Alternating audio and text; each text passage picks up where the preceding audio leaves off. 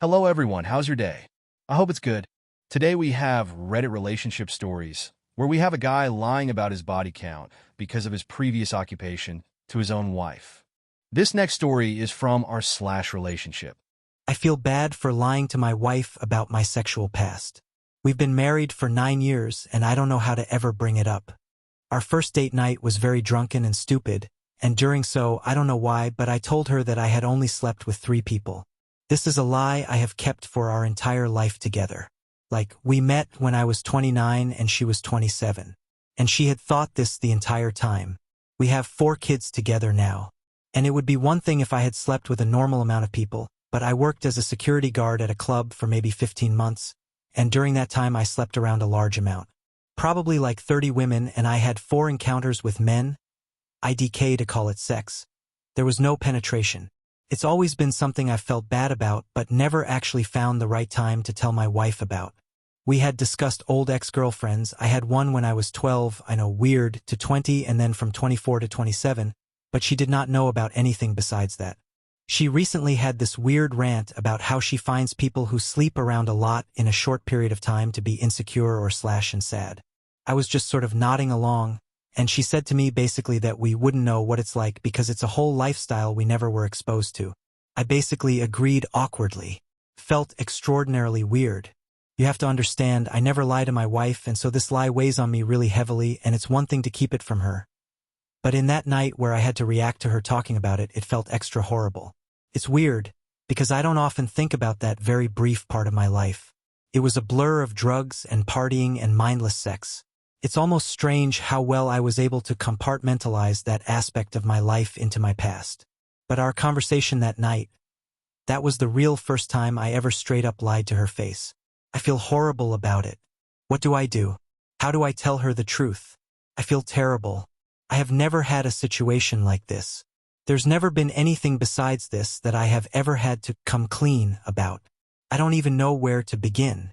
TLDR, wife said stuff about people who sleep around a lot being sad or insecure, and I nodded along. But secretly I slept around a ton when I worked as a security guard. I never lie to my wife, and I want to come clean about this, and I don't know how. It sounds like you're carrying a lot of guilt over this, and your commitment to honesty in your relationship makes this situation even more difficult. It's understandable to feel the weight of something you kept private for so long, especially when it suddenly surfaced during that conversation. You could try to be honest about why you lied initially, but for your own sake, please consider the timing of that conversation. This next one is from our slash relationship advice. My brother-in-law drunkenly pushed me off a golf cart he was recklessly driving on Halloween, causing my wife and daughter to fall too. Her family wants us to get over it for the holidays.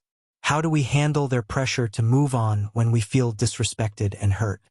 As the title says, we're being expected to get over what happened so my mother-in-law can have a normal holiday season. We arrived at my sister-in-law's house after trick-or-treating with our daughters.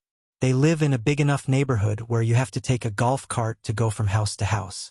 The first thing that could have avoided all this was speaking up about the golf cart being overcrowded.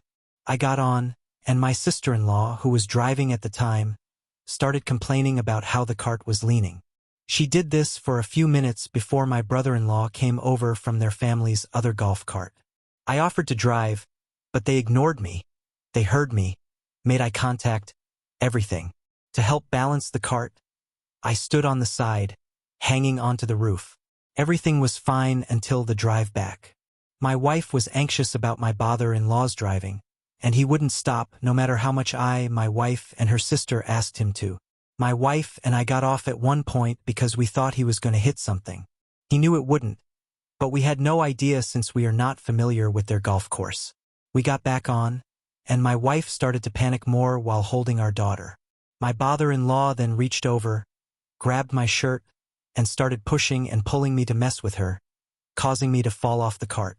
I landed, rolled over, looked back, and saw my wife fall off while holding our daughter. Thankfully, no one was seriously hurt, but at that moment, I had no idea, and I saw red. I'm a nurse, so I quickly assessed my wife, who was freaking out, and confirmed she had no major injuries. My sister-in-law had my daughter, and I took her, noticing bruising and scrapes on her head, arms, and legs. I told my wife we needed to get her to the hospital ASAP. We got back to the house, packed up, and left.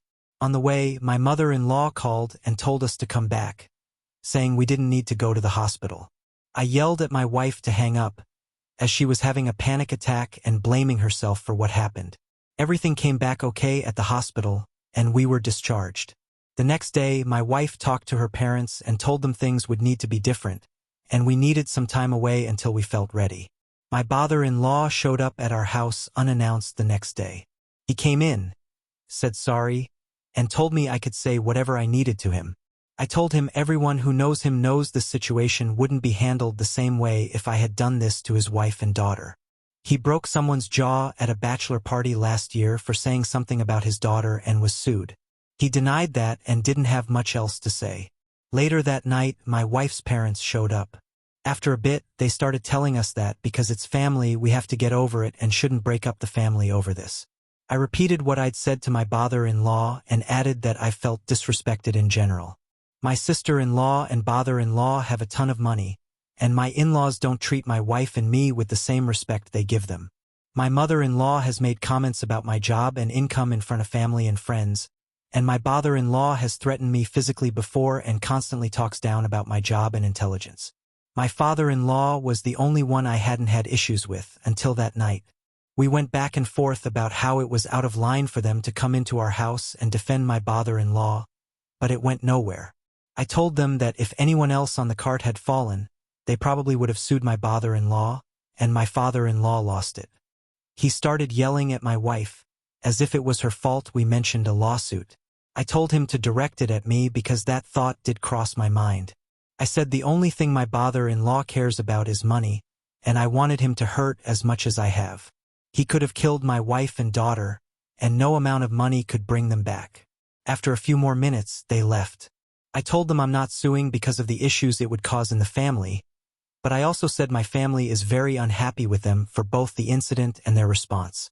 I haven't spoken to them since, and they haven't reached out to me directly to see how I'm doing. Our holidays are going to be different, but my mother-in-law is giving my wife a hard time about the new plans. We're not doing the usual traditions her mom insists on. My wife and I have talked about needing to meet with her sister and father-in-law to address this, but we don't know how to go about it. My wife hasn't left the house since, because she doesn't want people to notice her or our daughter's wounds.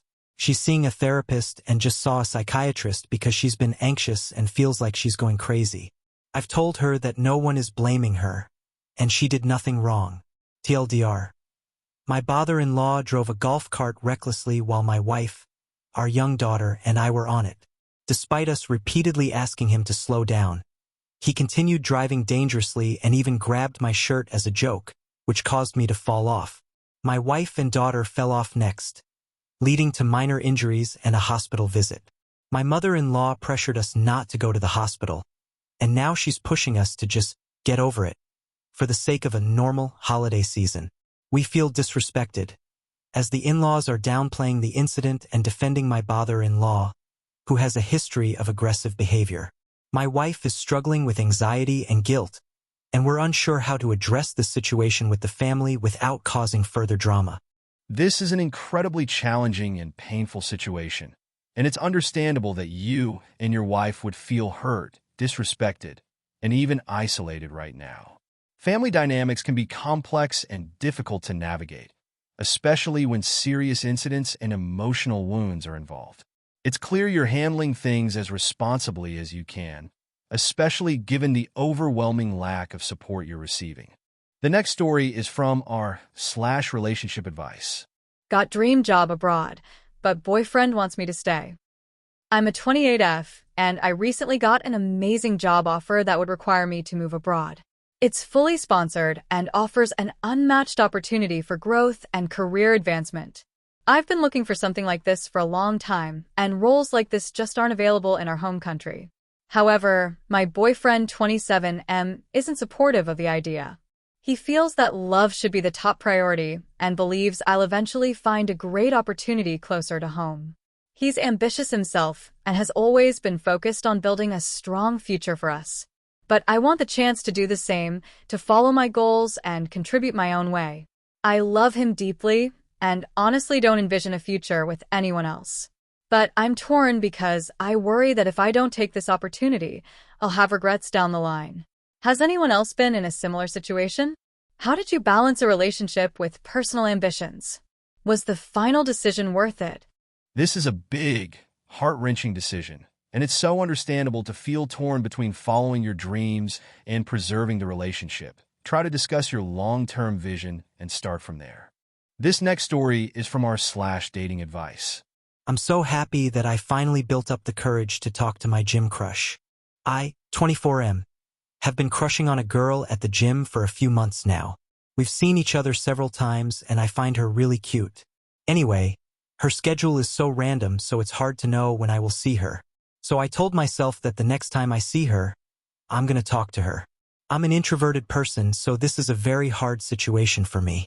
Yesterday, I came in to do my workout and she was there.